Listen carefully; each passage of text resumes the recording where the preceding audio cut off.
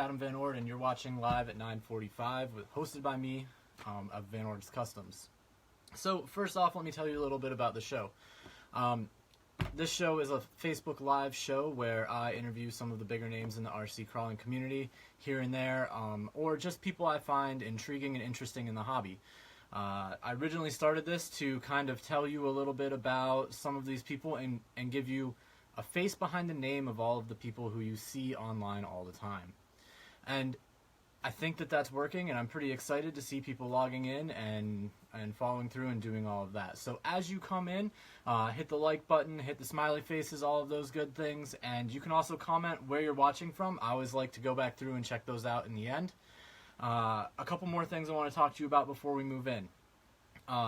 Last week, if you watched the show, you saw the scale banner backdrop. That is launched. It's live on the website for a pre-order of $99, and after Saturday, it bumps up to the higher level of what it's going to cost at $125. So if you want one, get on it, guys, because I'm bumping the price up to where it should be. I did a video on my Facebook page to let you know what's going on there. Additionally, as you comment, we will address them once in a while here and there, but for the most part, Ben and I are going to have our conversation, our interview, and kind of keep the thing flowing and moving, because if we interview, if we pay attention to every question and talk to every single question, then this thing drags out and gets real boring for all of you. So without further ado, I'm going to bring Ben on screen. He is the guy behind Toyzuki Fabrication. If you don't know who Ben Moren is, that's who it is. And I'm ready to pick his brain because his chassis are fantastic. So I'm going to bring him in and we'll see what's going on. All right.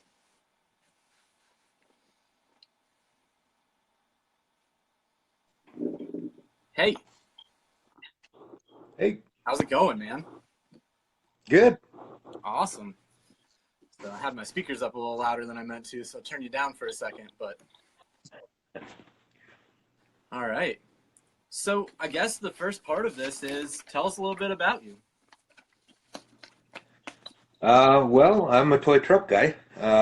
Really nobody, just a guy in a garage who loves the hobby and pretty much lives the hobby now. And I don't know. I like to build stuff, and I like to be creative and go hang out with the guys and play with toy trucks.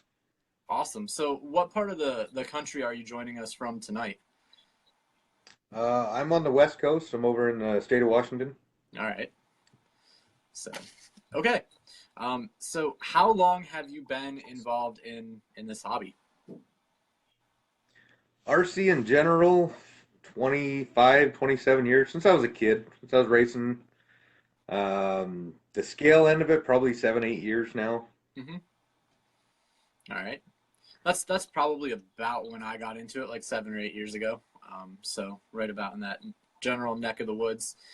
What was who got you into the hobby in general, and then how did you shift to the scale side of things?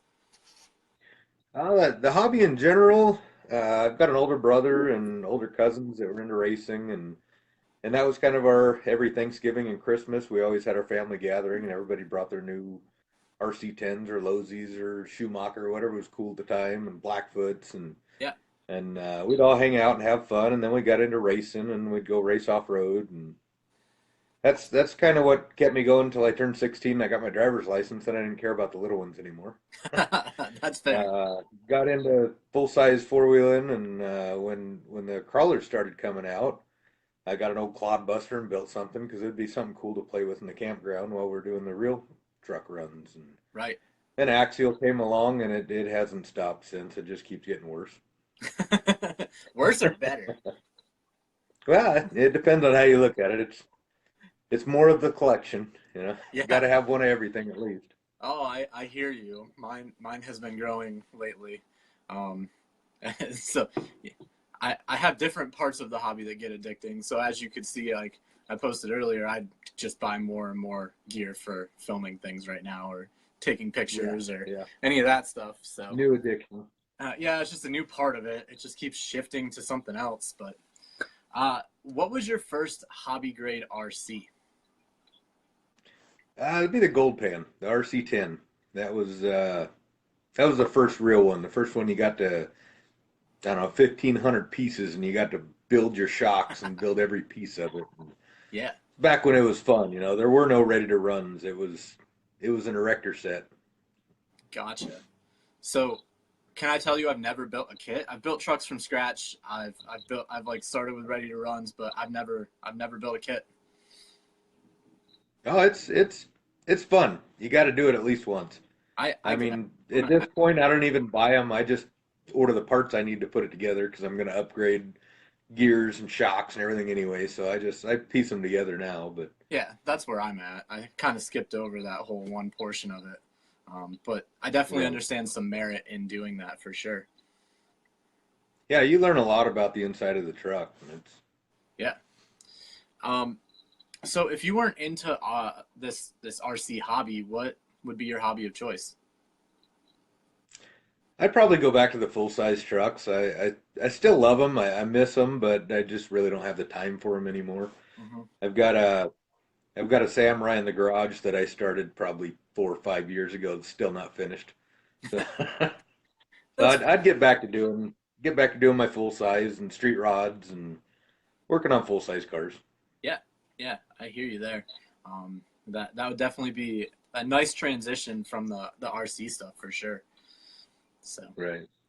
um, so I have a couple standard questions that I ask everybody, and it's big tires or small tires. I like them small. I'm a big advocate of low center of gravity. Yeah, And the bigger your tire goes, the wider you got to go to have the stability. And I like them low and small. And so the smaller the tire, the better. It's rare that you're hung on a diff anyway. So, yeah, I hear you there. Yeah, and for the last little bit, I tend to agree with you. I've been finding, and I think the community as a whole, like everybody I've interviewed, I haven't had one person go, I love two-twos. Like, I just love the biggest tire I yeah. can chuck on it. So, Yeah, I love seeing the argument where people call them training wheels. And oh yeah. it's hilarious because they don't actually help you perform better, but people think they do. And then they make fun of people for using them. And Hmm. really, to me, it's more challenging to run a bigger tire because your center of gravity's all screwed up and you really got to drive it. So Right, I hear you there. Um, my next fairly standard question that I ask pretty much everybody is brushed or brushless, man. it all depends. I love brushed motors for scale crawling competitions. It doesn't get any better when it comes to the smooth low end and predictability. Hmm. I don't like a brushless when you're going downhill on drag brake Yeah. and you barely give it any trigger. It's like pushing in the clutch in a stick shift. It takes off. But when it comes to bashing and G6s and racing, and you got to run brushless. It's the best. There's no maintenance. It's fast. It's powerful. You can gear it as hard as you want, and you're not going to overheat it. I Hmm. mean, they're great motors, but for scale competition, I don't. They're all brushed. All right.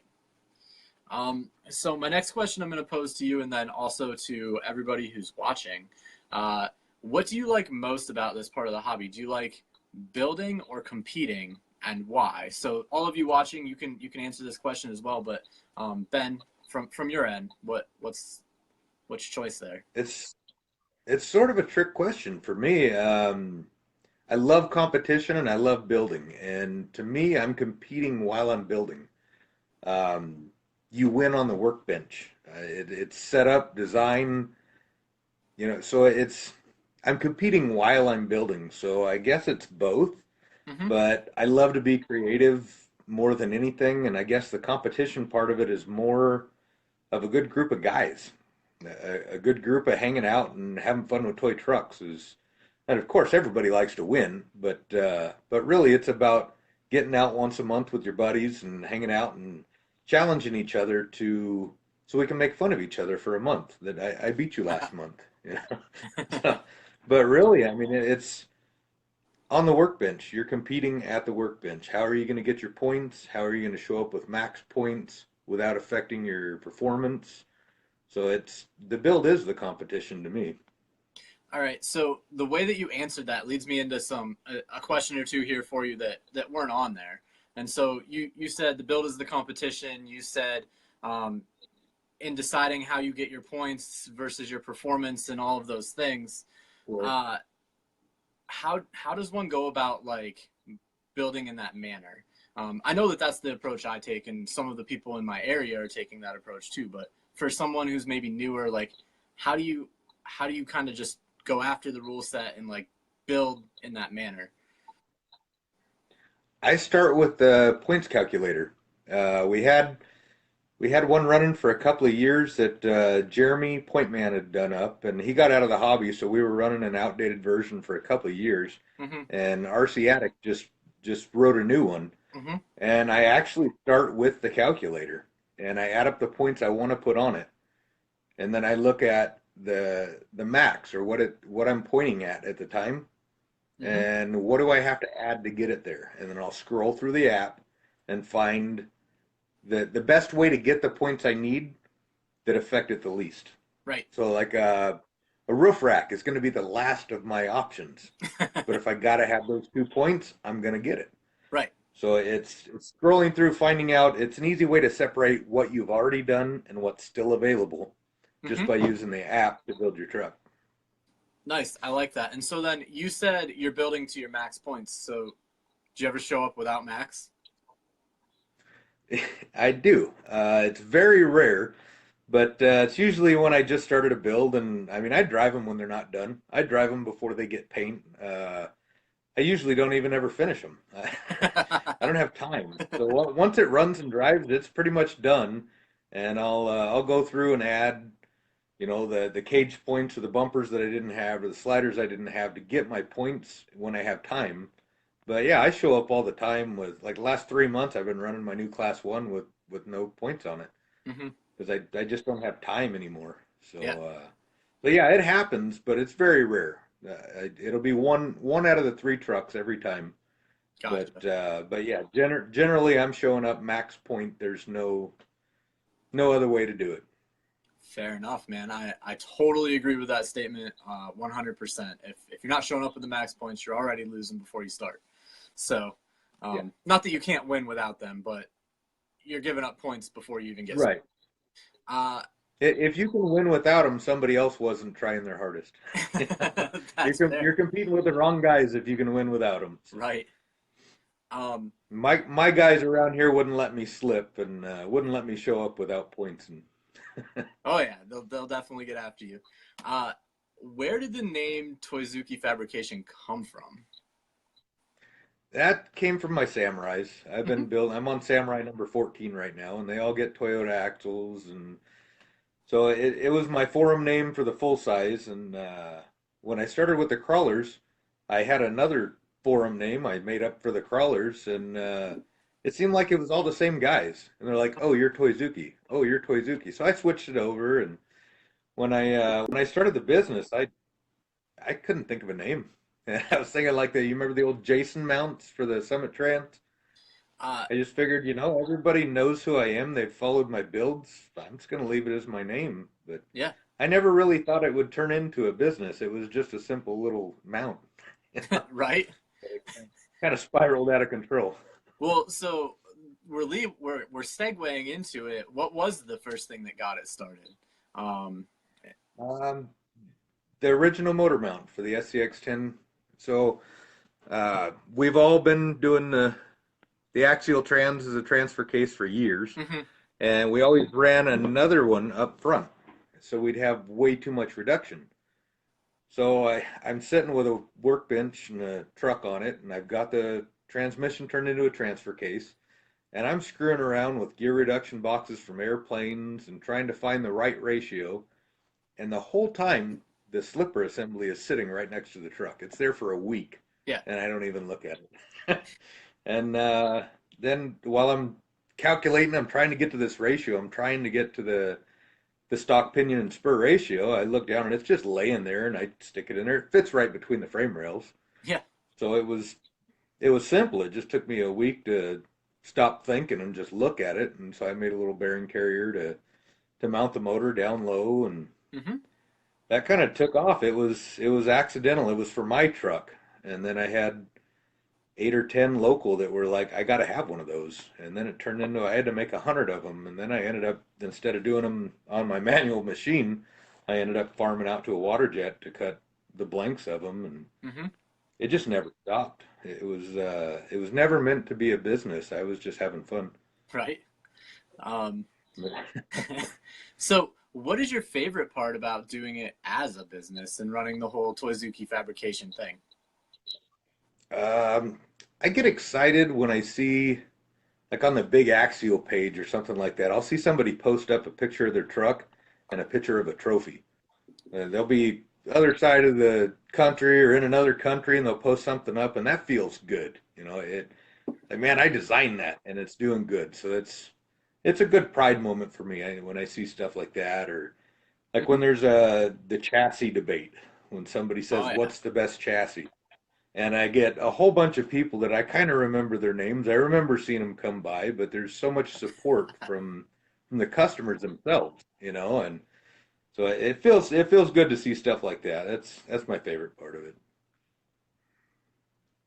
Yeah, I hear you, and so I'm guilty of a couple of those things. I've shouted out that I love the Toyzuki chassis, and I've taken the pictures with the trophy and all of those things. And I do run one. I run one in my Space Acorn build, my Class 2 truck, and I'm looking at here rebuilding my Class 3, and eventually it will most likely have one of yours in it. But that was Yeah, one of the main reasons I snagged you so quick to get you on the show is.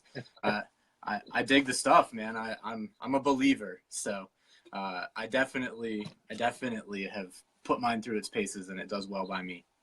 Fits my style. see that threw me off because I feel like just a normal guy still, but you know. Hey, but I've been watching all your shows and the guys that I've watched their builds for years, and I didn't put me in the same place as them at all. that's the beauty of being the person behind the camera who makes the call of who gets to come on. I'm just selecting people that I think are doing cool stuff.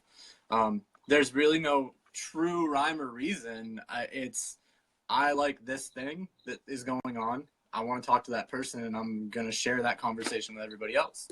So I that's love it. it's kind of the goal.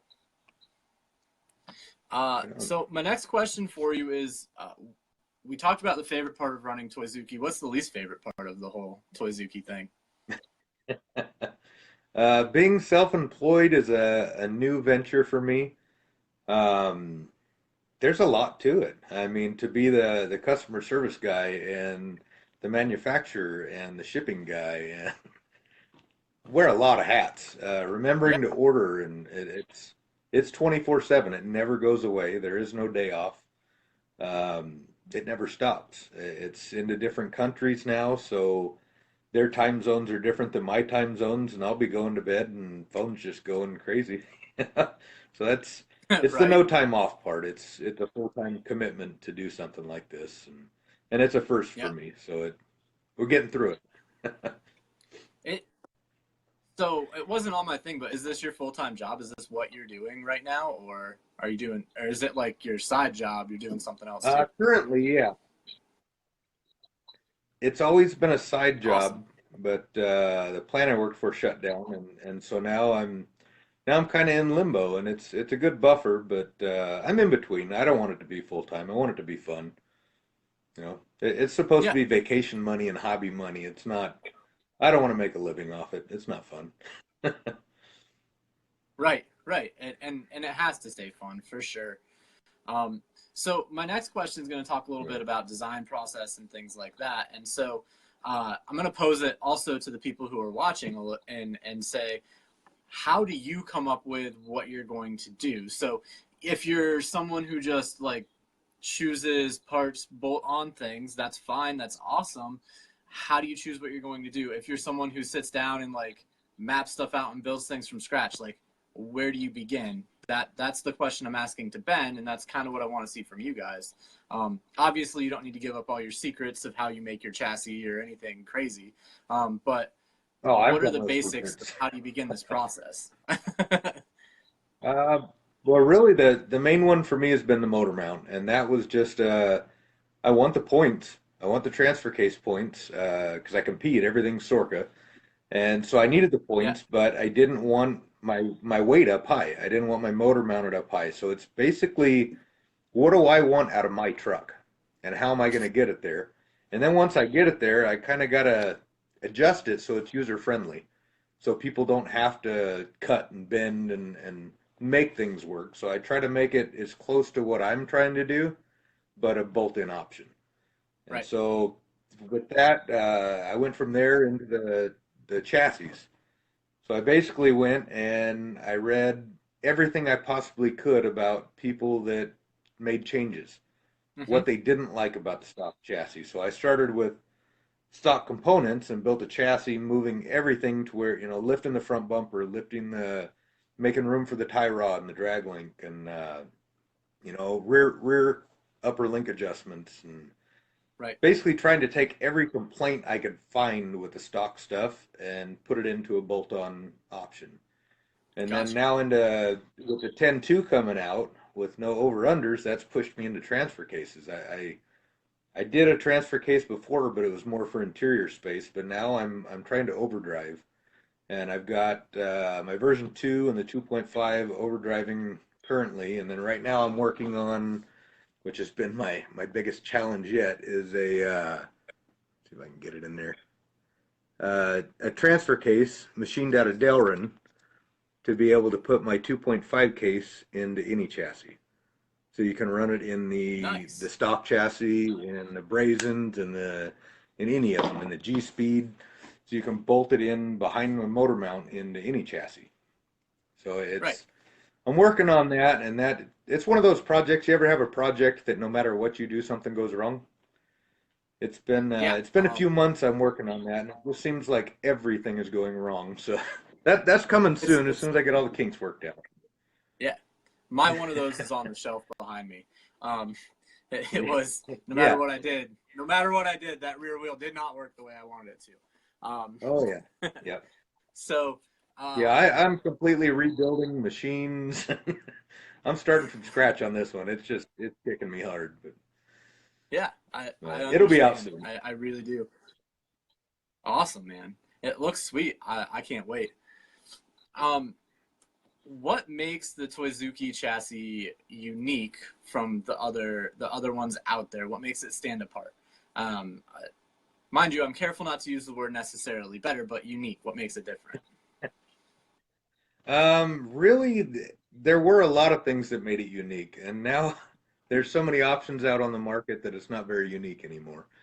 A lot of the aspects that I had that were different from others are out in other brands now, so they are Mm-hmm. available. The only thing left that is still unique is, and I share with GCM, is that it's the only thing that's not just a chassis. It's the complete transmission, transfer case, CMS, everything included package. Right. And the only other person doing that right now would be GCM. They're Mm-hmm. doing it, but it works because they're geared in a different direction. They're doing for realism. I mean, they're really Yep. really nice machine stuff that is based around the China JK and based around really scale stuff. And mine's more geared towards I want to win. You know, it's weight, it's balance, it's adjustment, it's performance, and then we can hide it with whatever body we want. But yeah, Right. it's two different markets and two different directions. So that's about all I got left that's unique. But I do share that with GCM also. That's awesome, man. So do you have any goodies other than the piece you showed me, or maybe that was the goodie I was gonna get, but anything sitting around you can share, show, maybe a little story that goes along with it, or something along those lines. I do have it installed in a couple trucks. Well, here's my shelf of fun. Ooh.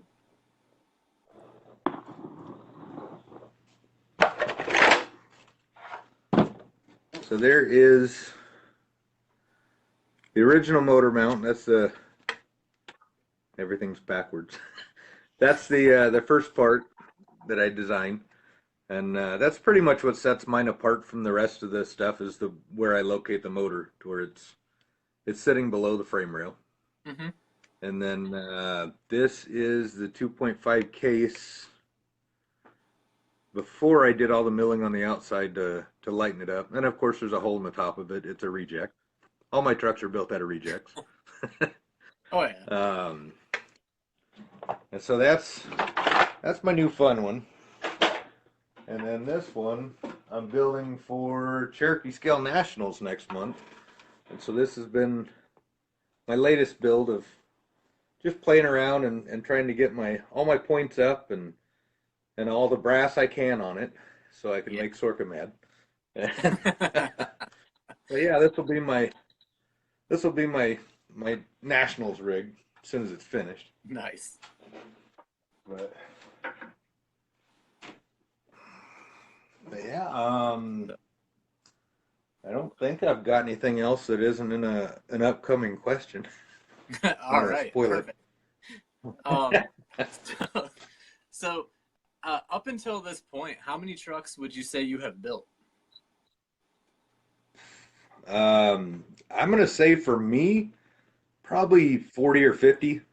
I probably should have counted, or probably should have kept count. Before I started making the motor mounts, I was doing tube work and building off somebody else's body, doing body work and assembling their parts basically to pay for my hobby. So if I needed a speed control, I was putting together somebody else's truck. And so I built probably another 30 trucks that weren't mine.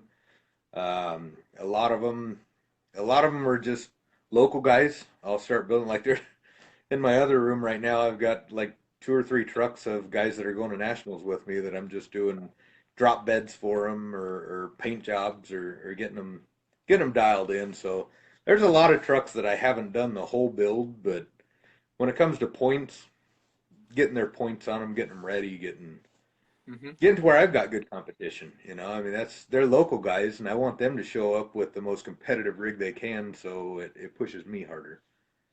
Yeah, I know exactly what you're talking about. I did some of that over the last year, working on other people's trucks in the area, trying to get them dialed in to perform more like they'd prefer they were than what they were, and so on and so forth. Yeah. It's such a struggle to show up to a comp and watch somebody struggle. You want to just take their truck and fix it for them, Right. And then I always tell people when I'm judging, I'm like, if you don't want my advice, you're gonna have to tell me because I can't stop talking. Like, I will just give it to you whether you want it or not. So tell me you don't. Yeah, I actually forget I'm the judge. Yeah, because I'm coaching. Right. And I have to tell them, just tell me to shut up if you don't like it. But I'm gonna coach you all the way through this. Yeah, I hear you completely. So my next question would be, what is your favorite build that you have done of all time? And so I'm going to pose that to the people out there too. Post up what your favorite build that you've done is as well. Where'd it go? There's not a whole lot left of it. I've been stripping parts off of it for a couple years, but this is the clear truck, what's left of it.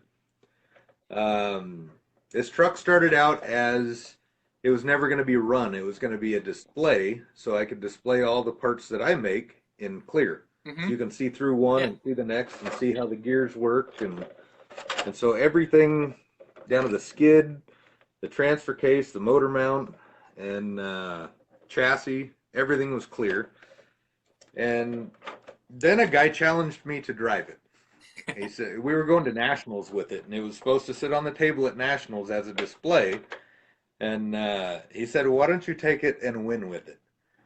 And I mean, it's like kind of hard to see on here, but there's no structure to it. It's like a square body Chevy. It's very flexible. And so I went ahead and I made clear seats and a clear floor and then a clear steering wheel and everything. I finished the whole thing out with bumpers and sliders and cage work and drop bed. I got all my points and took it to nationals, and I got I don't remember, it was either an ugly duckling or a most unique something at a concourse, and then I ended up pulling third place with it in the comp. And that's awesome. It impressed me. It was fun. It was definitely fun. but it's been the most unique build I've done, and got the most attention, and actually got a concourse and a place with it at the same event. So that's usually Yeah. what I shoot for. I mean, everybody likes to win, but if you can't win with a concourse award with it, you know, that's raising the bar. You got to take something really nice and make it win. So it's a bigger challenge Yeah. that way. Yeah, it's definitely more I'm fun to build actually something. Axial Fest. Yeah, Axial Fest just announced their theme, and it was something to do with what's to come or what's in the future. So I think I'm going to put it back together and throw it in the concourse at Axial Fest for being Nice. different. But it'd be nice to get it back out on the trail. I ran it for a good year and a half at all the local stuff, and Hmm. it'd be nice to get it back out on the road. They actually wouldn't allow me to bring it to the next nationals because it wasn't scale enough because it didn't have paint. Yeah. Yeah. So, I mean, I could you, have painted it, but I refused to, so I built a new truck. yeah. It definitely inspired me, man. I followed that build the whole way through. And then, just last year, the year before last, I made clear wheels and all that stuff. And then I was along the same lines of you, unique, different. You had done it before me, well Yeah, before me, but, I was like, it's awesome. No one's doing that right now. And so then got hit yeah. with some painting It's a rules fun and challenge. yeah. Yeah, it was crazy. I've got back from BDS back in God, probably late '90s. I've got clear motors that I actually lost. I ordered them for the truck and I couldn't find them for 2 years because they're clear. That's That was crazy. the biggest challenge of building that truck is I would make a part for it and I couldn't find it because you can't see it. And yeah, so I found all kinds of stuff for it. I had guys that found me clear shock bodies, and then I couldn't get a hold of them. But I was going to have clear shock bodies. And it was real interesting to build with something off the wall like that. It's not Yeah. scale. It wasn't accepted very well, but it was a whole lot of fun to build. It was challenging. Oh yeah. I hear you completely. Um, what is one truck that you've parted ways with it? It's off to a new owner, and you just should have never let it go. Actually, I was trying to find pictures of that truck because I have no idea I know what happened to it, but I don't know where it's at now. But it got destroyed. It was a top truck challenge truck. It Mm-hmm. was just a simple Hilux, and I had dovetailed it, pinned it, bobbed it, drop bed. I used styrene and cut out flames, and there was actual 3D flames across the hood. They called it the Paul Jr. truck. It's like the West Coast choppers because I had flames and I had spider web cage over it. I Yeah. boat sided it. There wasn't a whole lot left of the truck, and it had a big Pro 4 in it, and ran 4 cell and 6 cell at the TTC, and it was a lot of fun. But I sold it so I could pay for the first batch of chassis and get things rolling. Right. And the guy used the power in it and took it out and just beat on it till it fell into pieces. So it's gone. But Well, it I'd like to have that one if it was still around, but it's dead. was. That's fair. It was at least well used, well loved, well enjoyed. So. Yeah. Yeah, I got to watch a lot of videos of the guy destroying it. But but yeah, I missed the truck. That was a fun build. Awesome, man.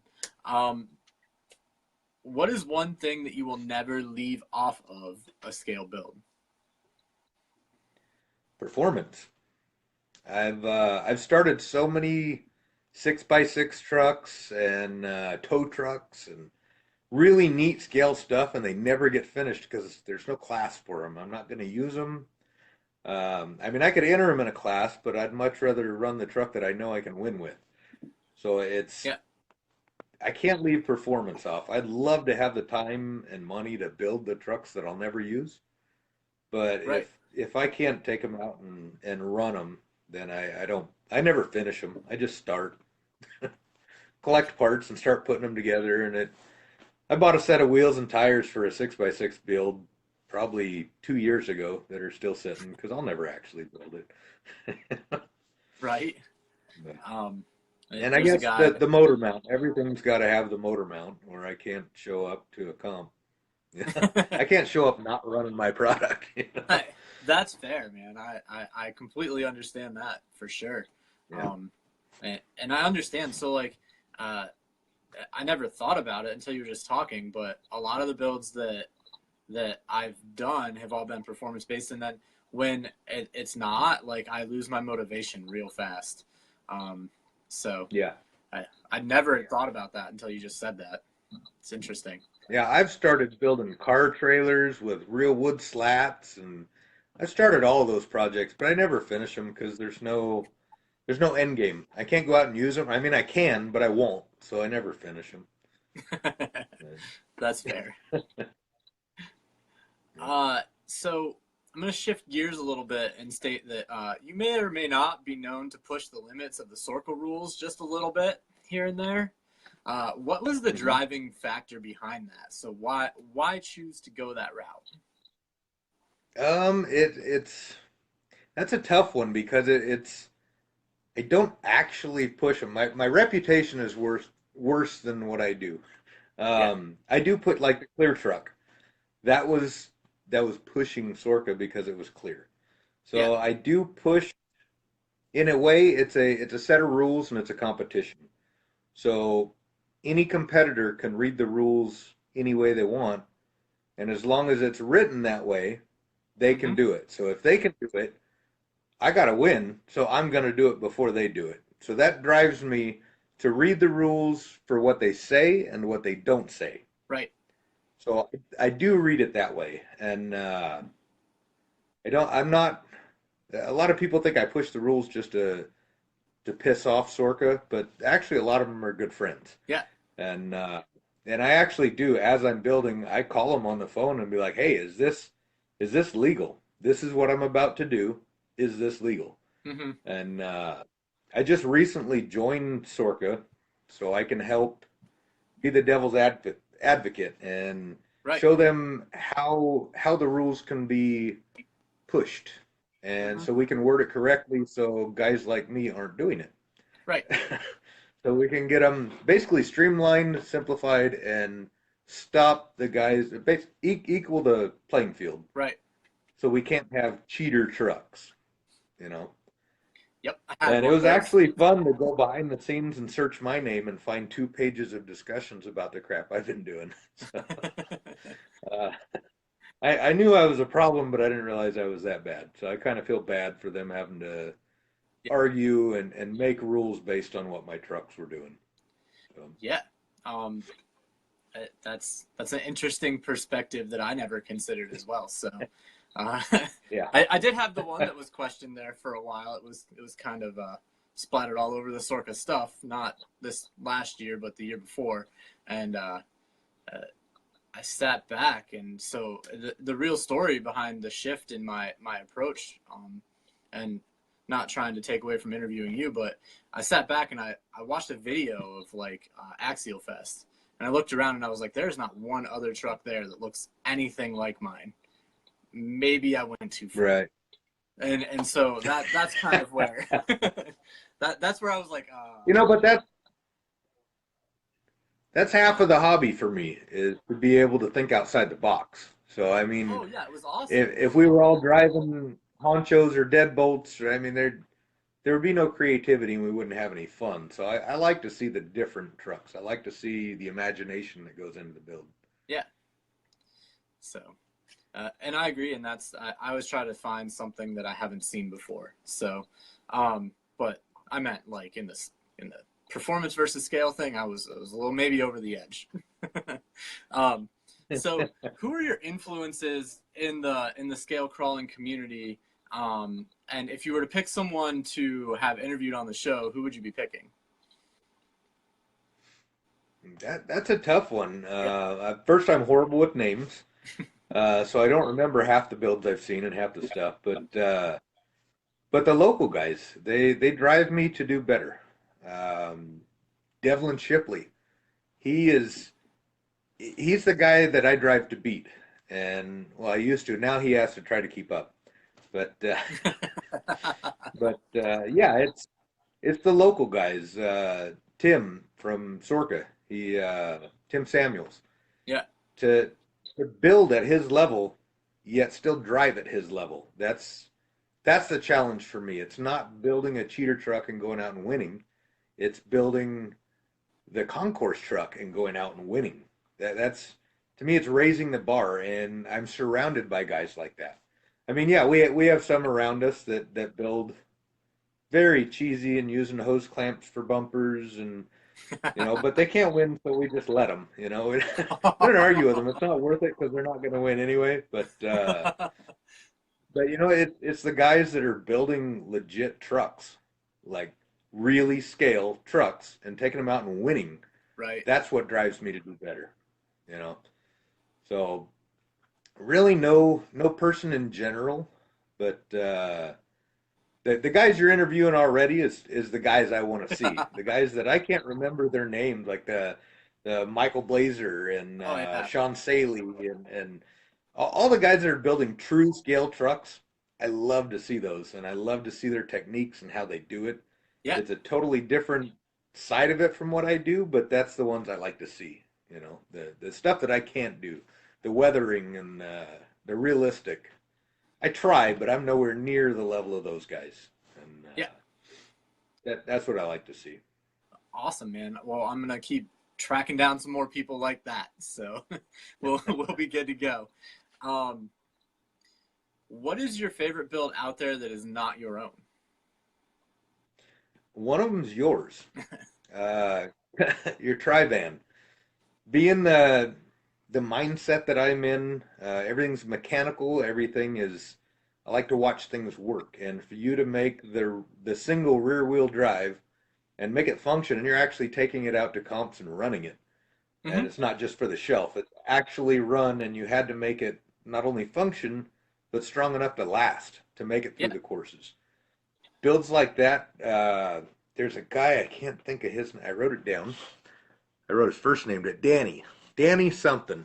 Somebody'll type it in there. There's a guy named Danny that builds off the wall RC stuff with turret guns and. Yep, I know exactly what you're talking about. To see his driver, his driver's throwing his feet down on the pedals and shifting and for me those builds are amazing because it's all mechanical and I get to watch it work and I understand how hard it is to hide all the mechanism, to hide the motors and the gearboxes and the linkage that's driving that. Those builds impress me. Like I said, there's a lot of really cool bodies, bodybuilders, weathering, a lot of really cool aspects in the hobby, but the ones that really get me are the mechanical ones, like your tri-van. Something that's not done before and you had to figure it out and make your own parts. Those things are what really excite me. Yeah. So, well, thank you. I appreciate it. That's totally worth all the time and effort that goes in when people like it and think it's cool, man. I had an idea in my head and I wouldn't let it go. So, I probably should have. I should not have gone quite as deeply as I did. I do that a lot.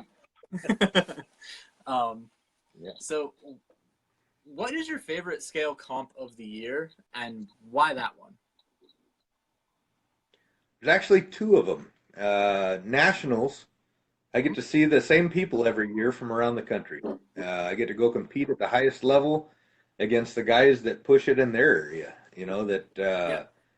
They're all running top-notch builds and winning with them. So and of course there's probably 20 out of the 100 guys that are there every year, and those 20 take it seriously, and they've got the nicest trucks, and we go beat the crap out of them, and they hold together. And so that one I like for the people, and it's a huge raffle. It's something you got to do if you've never done it. And this year's over in Tennessee, so we'll be able to meet all the East Coast guys and see how they do it over there. So if you've never been to one and you're on that half, I'd say jump on it. And I started in 2012, and I haven't missed it since because it's fun. And the other one would be Axial Fest. I think we had 2,000 people at Axial Fest last year. I mean, for a week, how do you get any better than 2,000 people in a campground for a week playing with toy trucks? That to me is one of the best events there ever will be. For being 2.4 radios and all the technology, you get 2,000 of them in one campground. There's still problems. It's like it takes you back to the days where you're looking to see who's got what color on their antenna. Right. and yelling out somebody's on my channel. But that's a really good event too. Both of them Yeah. have huge raffles, lots of support from the industry. Actually, it even has full size stuff. And they're MagnaFlow exhausts and full sets of method wheels and for the full Yeah. size trucks. So it's a raffle you don't want to miss. But those are the two events that really get me going every year, and that's where I waste my time off. Yeah. That makes perfect sense, man. The the scale nationals this year, I wanted to go so bad. It's at least on this half of the country, and I couldn't swing it. It wasn't in the cards, but in the future, I'll make it somewhere in the future, regardless of where it ends up. So, um, sometime. But my next question kind of shifts a little bit away from the comp. Well, I guess not necessarily the comp stuff, but what is your best piece of advice to people who are new in the community? Just bought their ready to run truck. They're looking for local clubs. They're looking for competitions, things like that. They might go out and do one of those. Completely green, don't know what's going on. What do you tell them? First thing would be where's your focus, and it shouldn't be on winning. It should be on fun. Right. So bring it out. Uh, I mean, I know ours locally. If you bring out a truck, I don't care. It could be a bomber. It could be an XR10. We're going to stick you in a class. You're Yep. not going to win with an XR10 because you're short 50 points. You know, you're not going to have the scale points, but we're going to stick you in a class, and you're going to get to drive. You're going to get to enjoy it. So focus Right. on enjoying it, not on winning. Um, I know when I started out, I'd pace myself. If we got 15 people, I'm shooting for seventh place. And if I got ninth this month, I'm shooting for eighth next month. And so Right. it's not who's got the biggest wallet and how fast. I've seen people come in and spend $3,000, $4,000 to have the latest, greatest, best stuff and not win, and they get upset and they sell it and they get out of the hobby. Right. So pace yourself. Run what you got. Harley Designs, Josh. Yep. If you watch his budget builds, it'll teach you how to make $50 a week go a long way and not buy the wrong parts. Spend your money slow. Another thing, take advice. If you show up to a comp, everybody's willing to help you. Oh yeah. Um, and until you're the guy that says no, I don't need a BEC. I read online I don't need one. It's like I'm trying to help you. Yeah. So everybody's willing to help if you're willing to listen. So come in, focus on fun, listen. Everybody wants to help you, and enjoy the hobby. Set your goals. You don't show up and get first place to a guy that's been doing it for 10 years and spent $50 a week for 10 years. You can't. Right. Um, I mean, you can, but it's not going to happen. So pace yourself to where you belong, where you fit in, and half the fun is growing. So drive and try to get that next spot and that next spot, and you will. The more time you put behind the wheel, the further up you'll climb. Right. I But agree. main thing, have fun. Yeah.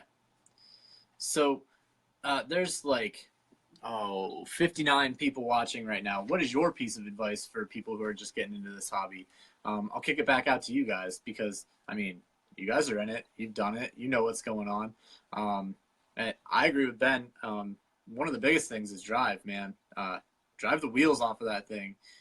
Yeah, Don't fix it if it's not yeah, broken, and upgrade smart. Pay attention, read, find out all the yeah, info. Um, yeah. Lose the 5,000 milliamp battery. yeah, that's a good one to do real quick. Yeah, yeah. The But like I say, it's the best RC community I've seen mhm, as far as a new guy shows up to a comp and he's never tried lipo, somebody's going to hand him one. yep, Try this out. You want to try a set of tires. Whatever the guy needs to make him better. There's usually somebody at the comp willing to hand it to him and teach him. And it's not like racing where I've seen there's secrets. I mean, we got a pretty good group locally, but I know on the outskirts and other parts of the states, it's secrets and it's cliques, and Crawling isn't like that. Everybody's wide open to help and have a good time, and that's what I like about it. Yeah, and I think one of the reasons that it's like that, I've been puzzled by that because really I haven't raced or anything, and I think it's because you don't really compete against everybody else. You compete against yourself. Right. And every truck's different. When you're racing, you have to have this year's chassis. Yep. And you have to, I mean, you don't have to, but you're not winning if you're not spending money. With a scale, you're building it yourself. You can choose to spend $300 on a truck, or you can spend 2 grand on the same truck. Yep. But if you choose to build it yourself and put the work in, and it's much cheaper piecing it together and doing it yourself. But yeah, that's I see it different than racing because you're not out for the newest, latest, greatest stuff. You just I mean, hell, Right. we went on the SCX10 platform, which is the AX10 platform, for what, 12 years before they came out with Right. the 10.2. It's pretty easy to throw something together on a budget.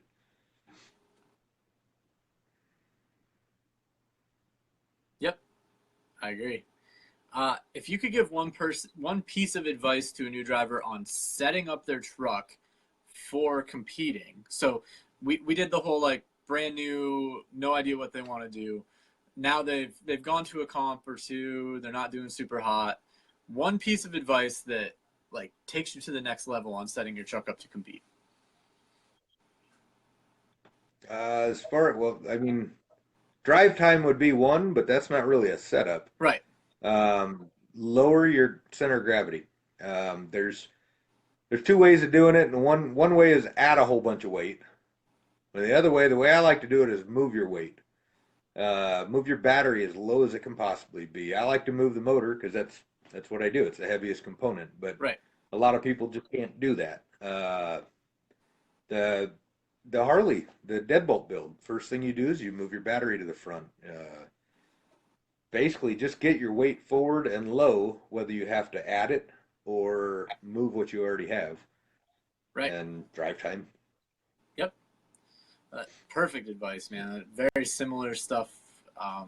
And honestly, a lot of that information came from you and the other people I've been interviewing over this time because following you guys on forums and all that stuff. But yeah. Well, I mean, it's crawling is a game of gravity. You're trying to defy gravity. So it's all gravity. It's where your weight is. So that's how it works in my head anyway. A lot of guys That's add weight. I try to go as light as possible because you're trying to break gravity. right. So Yep. Makes perfect sense to me. Uh, how does someone new in the hobby go about learning all of the rules, the tips, the tricks, all of the little intricacies that take place inside of the rule set in order to be successful in the comp crawling portion of the scale community? this is a fun one for me because I probably have a different answer than anybody else out there. Most guys that send you to the rules, go read them. And I say ignore them. Show up to a comp and have fun. And who cares about the rules? So your first month, we do it every month. So your first comp, we're going to throw you in a class. Yeah. As you're running, we're going to talk to you about why your truck really isn't legal for what we do, Yeah. and you're gonna move into that. Um, Nobody's going to complain that your truck is out of spec if you're in eighth place, except maybe ninth and tenth place. But ignore the rules. Come out and have a good time, and you'll pick up the important ones as you go. Yeah. Once you've been in it for 5, 6 months, and you're starting to enjoy it, and you're starting to think, well, I'm gonna compete for that podium spot. I'm gonna get that third spot. Then go read the rules. Once you're addicted to it, you know, once you're having so much fun that you think you're gonna take it to the next level, and you're gonna spend a couple grand, go read the rules. Yeah. There's no sense in building something the wrong way, but generally, if you show up, any local is gonna let you run, and they're gonna teach you the important stuff one thing at a time. Yep. So day one, if you're getting in, the last thing you need to do is go read 7 pages of rules on things you don't understand. You know, that Right. what is a hard body? What is considered a transfer case? What does CMS mean? Ignore Yep. all that stuff. Go have fun, and it'll all click in. It'll all come when it's time. Yeah. So I really like your answer. I haven't had. Uh, you definitely prefaced it correctly because I've never had anybody say anything like that. Um, Yeah, that go have I fun and mean, then don't it'll show all up to fall into nationals place. not knowing, but Yeah. yeah. So, Don't show up not knowing yeah, that, you've but go got hit all the your guys. local, and local guys will help you get on track. Yeah, and so um, that it's so important for guys who are watching this or tuning in later. Like, it's so important that you're supporting the new people in your areas. Uh, it's one of Yeah. the things that makes things grow and helps all of this function because that's where all of the good stuff comes from. It's the people who have the knowledge and can tell it to you to your face. So it's incredibly helpful. So Ben, my next Yeah. question to you is: where do you see the scale crawling community headed in the coming years? That's scary. To me, we're just beginning. We're just getting started. Axial's been the brand for years, and the last couple years we got Viterra, we got HPI on board, we got Traxxas on board. So I think we just scratched the surface, and it's going to grow. The other side of it, the I don't even know what side you'd call it, but the Hobby Co Horizon mess. Yeah, What's taken over what? So what's going to survive? So we may be seeing the end, we may be seeing the beginning, but I think it's going to grow bigger. But with all the companies changing hands, not knowing who's going to survive, what's going to be supported, yeah, it's scary. Something will survive. Something will go through. But if it continues the way it was before the big crash or the big bankruptcy, yeah, we're just starting. We're just getting going. yeah. I agree with that outlook absolutely. So my next question is: do you currently have any sponsors, and why have you chosen to represent those people? And I have a follow up one that wasn't on there as well for you. So Okay. yeah, I do. I drive for Holmes Hobby. Uh, chose Holmes because he started out as a little guy, yeah, and he was just rewinding motors, and he's bringing us something new. The Holmes hold. He's bringing us ESCs. He's doing something for the hobby. yeah, He's bringing the newest possible technology to us. Um, I mean, the latest one, I can program my home speed controls from my phone now. There's an app to use the castle link, and it doesn't work on the castles yet, but I can in the field on my phone program my drag brake or whatever I want on my home stuff. So that's I awesome.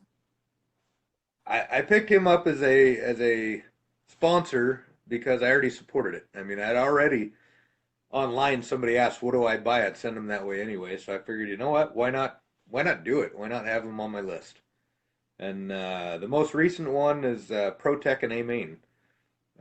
They contacted me and said, "Hey, we're putting together a trail, scale crawler specified team, and Yeah, we want you to be on it." And like, of course, why wouldn't you want to be on A Main?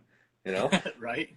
uh, I mean, they sell everything. Anything that's anybody in the hobby is on A Main. You get it fast. You got great customer service, and it's right now. Yeah, And their own brand, the ProTech picking up the graphene batteries and the new servos. I mean, it was a no-brainer. Of course, I said, "Yeah, let's do it." So those are the two that are my sponsors, but there are a lot that I support. yeah, We don't have like a technical team, but KMS winches. Um, the guy from the beginning helped me get my stuff going. I helped him design a couple of winches. The guy is he's a great guy, and so I support him 100%. hmm Fast Eddie Bearings, he's supported me from the beginning with my business.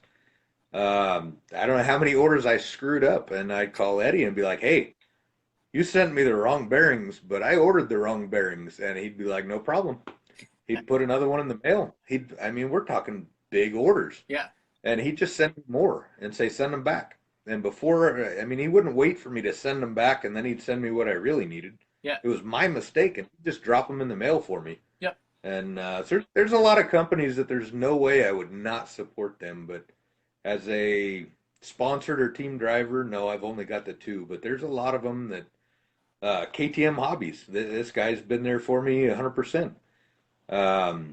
When Scott's truck got stolen at Nationals in 2015, I think, there were so many different clubs and hobby shops that donated parts to get his truck put back together, build him a new one.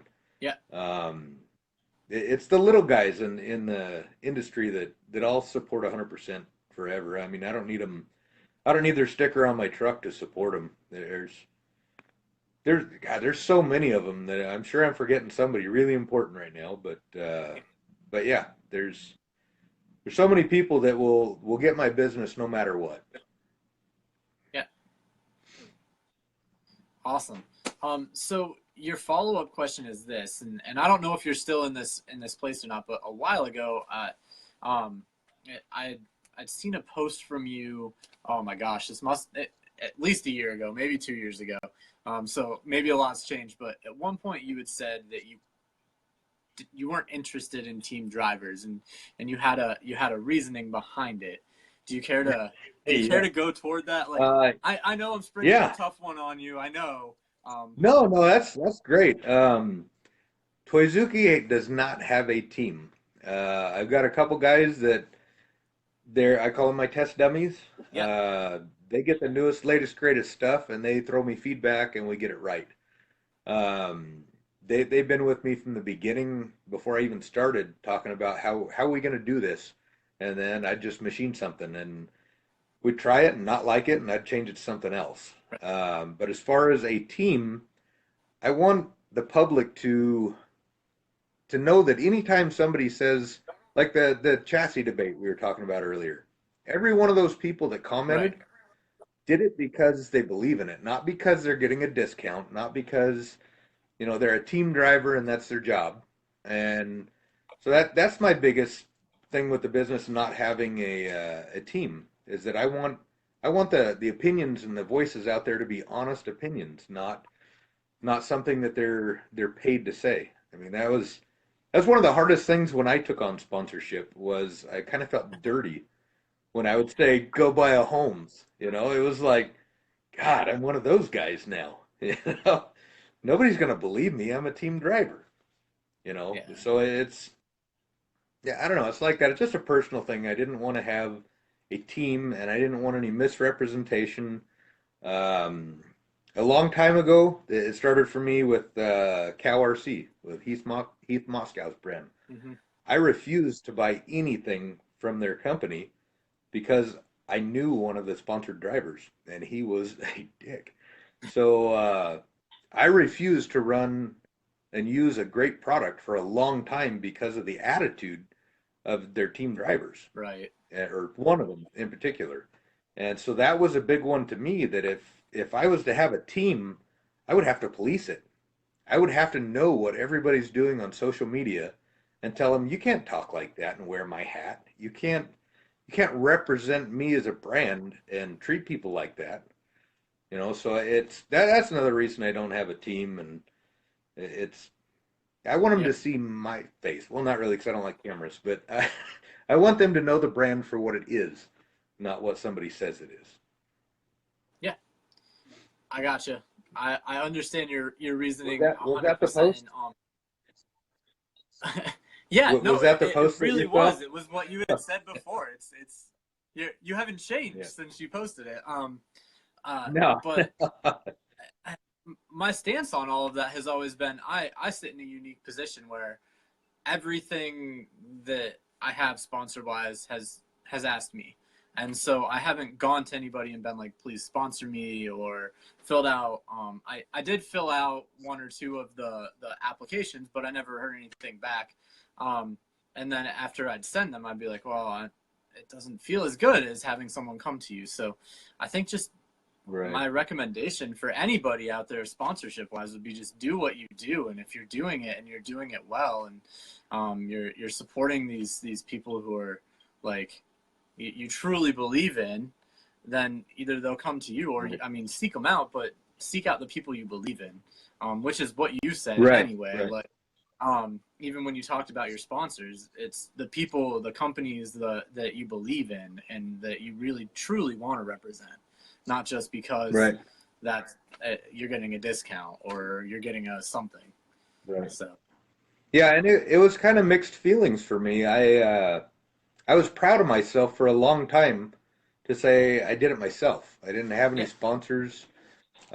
First podium, I was the only one up there with no sponsors. And I was like, one side of me is saying I'm proud. I did it all by myself. But the other side of me is saying, you're an idiot. Why are you not getting paid for it? Why are you paying for everything and these guys aren't? So it's kind of mixed feelings. But yeah, I mean, uh, you should have a small team. And to get sponsors, only go after what you honestly believe in and you would support anyway. And the yes, hardest part of that is, what does a sponsorship gain you? You already own everything, right? yep, If you didn't, I get a lot of guys that ask me for sponsorship that say, I want to be a team driver. And of course, what I already said, I have feelings against it, but just for fun, I go and I look at my shipping log and I'll go back 3, 4 years and it's like, I have never sold to this guy. How, how are you going to represent a product or want to represent a product that you've never even run? right. So that, but if you have run it, how many chassis do you actually need? What's a sponsorship going to do for you? I mean, since I've been on with Holmes, I think I've ordered like 4 motors, maybe 2 speed controls over a couple of years. So, Yeah, what do you actually gain by being sponsored if you already own everything? And you should already own everything if you're going for sponsorship. You should already be running their right. product. You should already believe in it. Yep. So sponsorship's a weird one. I don't think it's what it used to be. Yep. I always like asking that question because everybody has a unique viewpoint, and it's definitely it's an interesting one, man. I Yeah.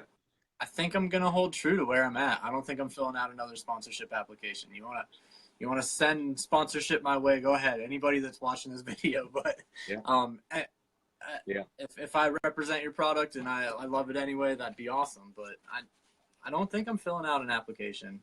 It's just not my jam. Yeah. So I don't think it's needed. I think the right ones fall into place, you yeah, know. yep. So my last thing is, what should we expect to see next from Ben and Toyzuki Fabrication? Like, what's on the horizon? I don't even know. Like I say, I'm in between jobs, so I'm hoping that whatever I find allows me to still do this on the side and for fun and weekends. But I'm sure it will. I enjoy doing it, so I'll keep doing it. Yeah, But I really don't know. I know the next thing to come out will be that 2.5 overdrive transfer case as soon as I get it figured out and right. mass produced. Um, but yeah, other than that, nothing's changing. I'm gonna keep building. If something comes along where I can make it different or better, like say with all the new brands, everything merging together, and who knows what we're gonna have. So if there's any Right. way I can make anything perform better, I'm gonna. Fair enough. I hear you. So Ben, is there anything that I missed that you want to talk about? Anything that I should have asked, or just input, shout outs, any of that stuff? This is your time, man. Now I think I'm golden. Like I say, Awesome. I'm not a camera person. This is a rare experience. Yeah. Um, yeah, I love the hobby, and like I say, back to the what I could tell a beginner would be the only thing that I'd want to reiterate is just focus on fun. You know, this whole Yeah. hobby is fun. That's why we do it. And once you let the fun get out of it, why do it? So focus on the fun, and Yeah. all the rest of the stuff will just magically appear. Awesome. That's some great Oh, advice, man. there's a new So, one. uh, at, at this time, if you don't have, wait, what? Yeah, I just saw this in the comments, and somebody asked me about it earlier. This is what I did with the Traxxas. This is a TRX4. Basically, all I'm using is the rear shift servo and the axles. And everything is on the version 3 chassis that's for the Wraith because it's got the offset diff so you can drop the motor down lower. And Yeah. yeah, that's it. It's got that 2.5 case in it. So it's overdriving. The rear gear ratio is 2.6 to 1 and the front is 1.8. 4 to 1 with the pinion and spur up in the front. The motor tucked down by the driveline. And really, I locked out my little oogie-fied lockout for the front diff. So it's locked all the time. And the rear is selectable, so I can run it open or locked. And it's a fun little rig. The rear being able to unlock is a huge advantage mechanically. It's almost like dig. You can push into a wall and keep driving forward with the rear unlocked, and it'll dig out of there. So Yeah. I don't know if it's making it to nationals or not yet. I've got that new class 3 I built. Yeah. I'm still working on class 1, but I really don't know what I'm running in class 2 yet. It might be that one. It might be last year's build. I really don't know. So I got a couple weeks to figure it out and get some points in either one of them. But yeah, I may be running the Traxxas. Mm-hmm. So. All right, man. Well, if you don't have anything else to add, I just want to thank you at this time for being on, man. I've followed a bunch of stuff of yours. I've ran your stuff. It was a no-brainer to bring you on. Yeah, the technical knowledge of things, the builds themselves, and just the sheer amount of effort that you clearly are putting in and supporting our community. It makes 100% sense for you to be on Live at 945 and for me to talk to you and people to watch it. So. Well, I appreciate it. I love what you're doing. Thank you. It's cool to be able to see the guys that I've watched their builds, and that's kind of why I accepted it. At first, I was like, I don't know, that's not me. Yeah, I'm nobody. But then I had customers saying, "Go on, do it. I want to see it." So I was like, as much as I wanted to see the bodybuilders and the guys that build true scale trucks, well, I figure if they want to see me, let's do it. So yeah, don't get used to it. I hate video, so this is it. All right. So at this time, I'm going to thank you one more time, and I'm going to let you go, and then I'll kind of close out the show and finish things up. So thanks again, and I'll hit you up later. We'll have some conversations. Right on. Thank you. All right. All right. Yep. Thank you.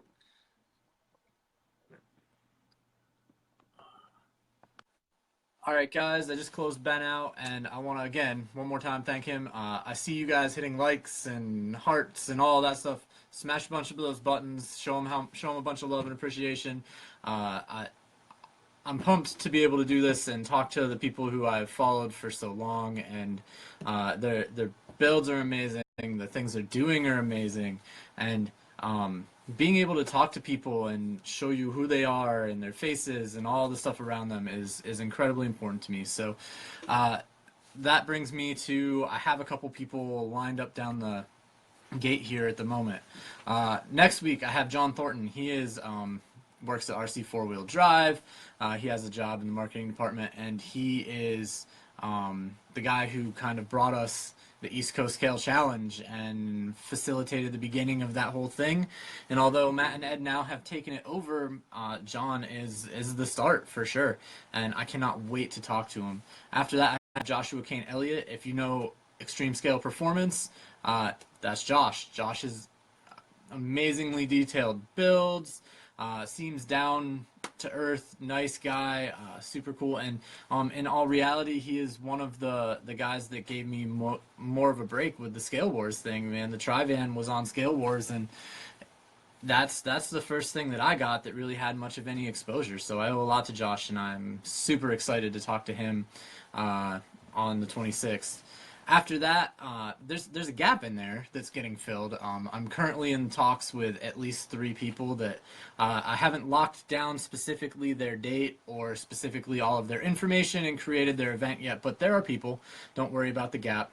But on the 10th, I have Mike Lohman, and if you don't know who Mike Lohman is, Mike Lohman has one of the craziest, cool, huge scale collections that I've ever seen. It's gigantic. It's super detailed, like glass cases, amazing. He just did a build for the event in Florida. I'm blanking on the name, the Scale Expo, and his engine compartment was out of this world cool. Just the tiniest of the details are right there, spot on, like money all day long.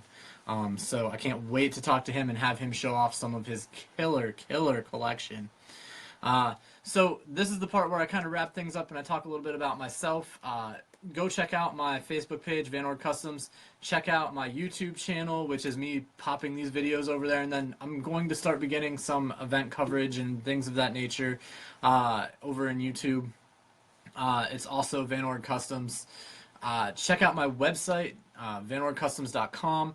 Currently, scale license plates, banners. I have live at 9:45 swag, and then the scale backdrop, which was on the Scale News for Harley and all of that stuff, is live on pre-order over there. Check it out. Snag yourself one because the price is going up after this weekend. Lastly, check me out on Instagram. Follow me at VanOrd_Customs.